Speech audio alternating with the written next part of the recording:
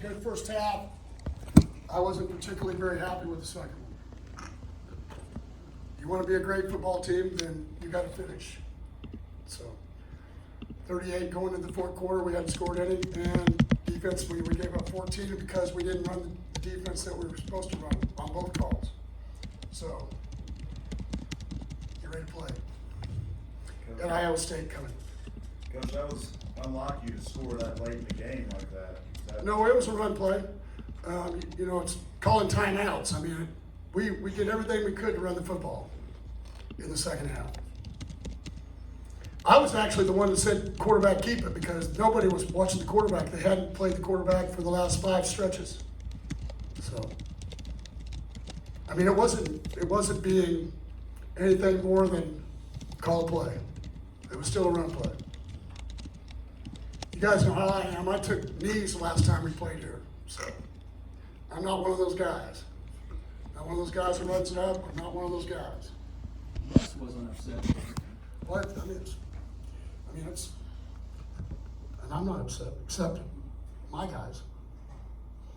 So, we practiced this week, we played well. We didn't practice last week, we didn't play well. I mean, they have to learn in the fourth quarter. You can't decide when you want to play. You don't get that decision. I get a chance to make that decision. That's how we've stayed around here for 22 years, because I make that decision. So.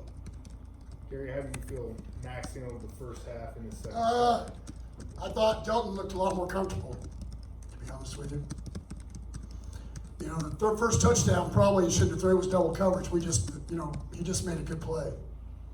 Really should have checked down the back. There wasn't anybody on the back. So, there's a guy middle, open down the middle and empty, and he threw the fade to Rager. He's just got to keep progressing. You can't force the offense. One of the things about being a great quarterback is you let the offense run. It runs itself. He's got to calm down. You don't need great plays. You just need to make the plays you're supposed to make. And he will. He's just going to keep getting better. When you mentioned Alex, you've kept him captain the last 2 weeks. I mean, how has he kind of handled losing the starting job? I made him a captain. He's been a captain all the ball games. He's going to keep being a captain, whether he's the starter or not. Like I told you, he's the reason why I think we've progressed, because he's handled it. He's a Coach Snyder type guy. He's a team guy. He was a captain for them. He's a captain for me. I mean, he's been unbelievable. He's been supportive even through the last 2 ball games. He's been all the above. So you guys saw about our 2 young running backs, what they're capable of. We've got to use them smartly, so that we got an opportunity possibly to redshirt them. But you've got 8 games left. So I mean, this next ball game coming up, we can put it all on the line because we got an off week before we go play Kansas State. So I mean, you got everything you need to. You don't have to get back up on Sunday and have to go play a ball game. So we need to get ready to play. Game 5. Was there a reason why Jalen wasn't playing much offense in the second half, but he was returning punts? Well, we wanted more fair catches in the second half, not returning punts. So, but we wanted a guy back to catch it. We haven't been very happy with our 3rd and 4th guys catching the ball. So. Is he okay health-wise? He's good. All Yeah. good. All good. Everything's good. How much of an impact did getting Bird and Scott back in the second year? Oh, incredible. We could go to our dime package, which I wasn't able to run last week. That's really where we get into 3rd downs and we stop people, and we couldn't go to it a week ago. We were short. I mean, because Keon Stewart didn't play, I actually had to move my number 2 free safety to corner, which he hadn't practiced corner since August 2nd. So he had to move this week because Keon was out, Julius still couldn't go. So I mean, you just find a way to get through a ball game. I mean, we learned some valuable lessons last year with all the injuries, how to get through a ball game. So. Other than that late score by Puka, you guys did a pretty remarkable job against him. Was that the focus this week, the Puka Williams kid? Well, yeah, I mean, we spent a lot of time talking leverage. As I told a guy, I think I said the other day, inside and in front. Told the TV people, you've got it against a guy like that, you can't go flat, you can't fold, because he's going to cut back in 2 seconds for no reason, and then you're going to be, all his big runs come when he cuts back. So we worked hard on no cutback, except for that final one before the half. When we kicked the ball out of bounds on a squib, which, you know, I was really excited about that.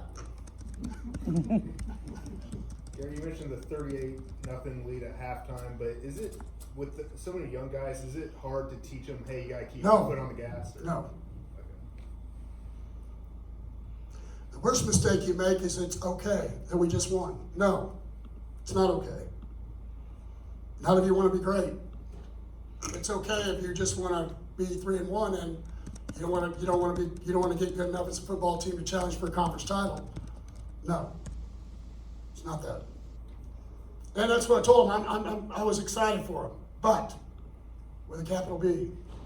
But I mean, we ran 2 blitzes that they didn't run right for 2 touchdowns.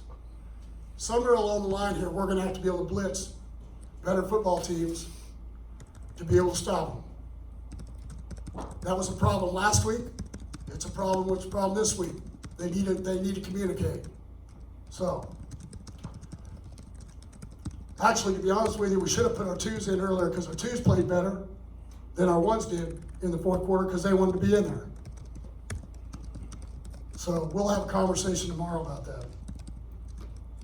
What was the big difference you saw in practice this week compared to the week? That 1-2.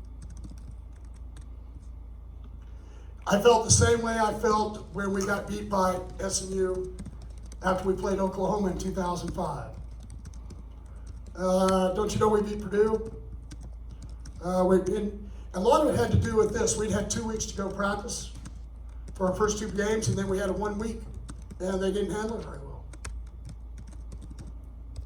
And what you need to find out is, as I tell you guys all the time, the football gods always pay you back. They reward you and they pay you back. So I was really happy with our young group for our first early game. We have to play early next week also. I was really happy with how they came out and they got ready and they played. That was a hurdle I was worried about coming out early because, basically, 50 guys out of 100 that are redshirt freshmen new, you name it, they are. So. You guys scored 51 points, but you had 3 touchdowns called back. I mean, what did you think of the offense about that? Well, you just heard 38 wasn't good enough. So, I always catch it because I'm always on somebody on the sidelines. Well, here's what you learn: is if you wait till nobody's watching, then it really doesn't make any difference to them. The lot of philosophy is, let's don't be tough on him. Let's wait till Sunday and we'll talk about it in the film session. Well, he doesn't care then because nobody knows. And the way we've grown here and always been here is pretty much everybody knows when somebody screws up. Now, a lot of books would tell you not to be that way, but a lot of books wouldn't have changed TCU. Because I read them, and to be honest with you, their way of doing things wouldn't work here. So 2 more questions. we're good. Yes, sir. Gary, is Dutton starting to show you that touch you were looking for on his pass? No, not yet. You already knew that answer. I mean, how? As I said, Max is going to be a good quarterback. He's got to quit making up his mind in the pass game. He did a great job of checking in the run of what we needed to do and how we needed to do it. But he's got to do a better job of understanding the offense has to unfold. The defense is going to decide who you're going to throw the ball to. You've got to always understand that the defense is always going to decide. Purdue. If Purdue was going to beat us, they weren't going to throw to Rondale Moore. They were going to have to throw to the outside guys because that's the way we're going to play our coverage. Okay? One of the guys you've got to give a lot of credit for because he allows them to do is Jeff Gladney, because we've had a revolving door of every other corner for the last 4 ball games, and he's kind of been my staple. He had a couple last week, but to be honest with you, I put him underneath the bus. In a couple of the coverages I didn't help him out as much.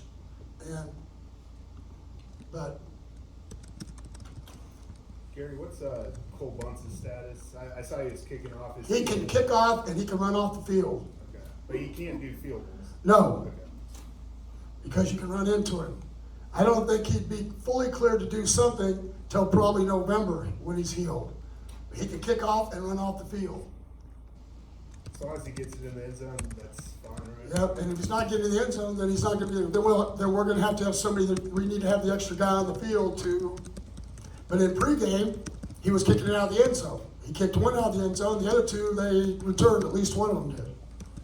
That's not what we, that wasn't our deal, so, kick it, run off the field. That's what I get for being a good guy. Gary must have crept in. Gary must have got here, I don't know, I must have had a weak moment on the field, to be honest with you. You know, group is, you gotta get ready to play. Every week you gotta get ready to play. And you can't make up your mind who you wanna play against and who you don't if you wanna be a successful program. As we tell them, the big games take care of themselves. Okay, the big games take care of themselves, and you got to win the games you're supposed to win. So, this is probably, that was one of the things, at least we felt like we should do today. And we should have did it last week.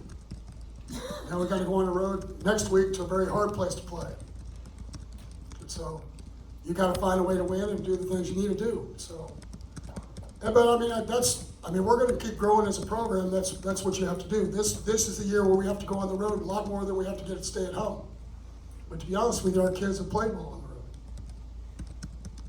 So, and I expect them to play well on the road all year. You get all the young guys out, all the distractions. Parents don't need tickets, family, girlfriends, parties. It's just football. Get them in a hotel room, have meetings, get out, go play a ball game. My ideal situation. I'd been better off if I could have dealt with that in high school and dating. We maybe been better off. I couldn't get anybody to go out with me. Any last ones? We'll get ready to go.